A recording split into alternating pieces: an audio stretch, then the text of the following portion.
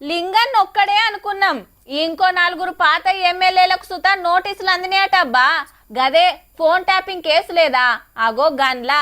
పాత MLA Chirumarthi Lingaiah sir బేస్తారన్నాడు విచారణ కోతాడు.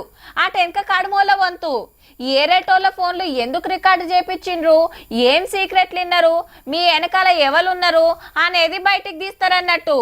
BRS లీడర్ల మీద గిట్ల ఎంక్వైరీ నడుస్తుంటే వర్కింగ్ ప్రెసిడెంట్ సారు ఈ గవర్నమెంట్ కు సూటి పెట్టిండు. నిన్న ఢిల్లీకి పోయిండు, ఇలా హైదరాబాద్ వచ్చిండు.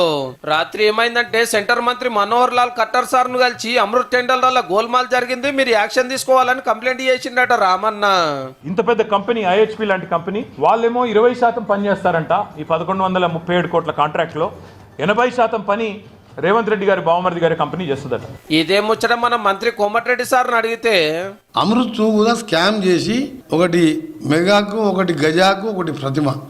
గజా ప్రతిమ అంటే అది కేటీఆర్ బినామీ కంపెనీలు క్యాన్సిల్ చేపించి పాత రేట్ల మీద టెండర్లు పిలిస్తే 65 కోట్లు రాష్ట్రానికి మిగిలినాయి. అగనట పాత గవర్నమెంట్ టెండర్లు క్యాన్సిల్ చేసి కొత్త వాళ్ళకి ఇచ్చినందుకు 65 కోట్ల రూపాయలు ఫాయిదా అయ్యిందట. ఫార్ములా 1 కేసు సంబంధించి ప్రాసిక్యూషన్ పర్మిషన్ ఇవ్వొద్దని రిక్వెస్ట్ చేసుకుంటానికి పోయిండు.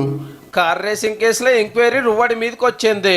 పవాలు ఉన్నప్పటికి పోటీలు పెట్టిస్తానికి ఏ పర్మిషన్ లేకుండానే 55 కోట్లు బయట దేశం కంపెనీకి పంపిండు రామన్న. ఇప్పుడు ఏసీబీ ఎంక్వైరీ నడుస్తుంది. గవర్నర్ సార్ పర్మిషన్ ఇచ్చుడే ఆల్చం అరెస్ట్ బాంబు వేల్తుందని ప్రచారం నడుస్తున్నాయి. అలా సార్ ఢిల్లీకి పోయి వచ్చిండు అన్నట్టు.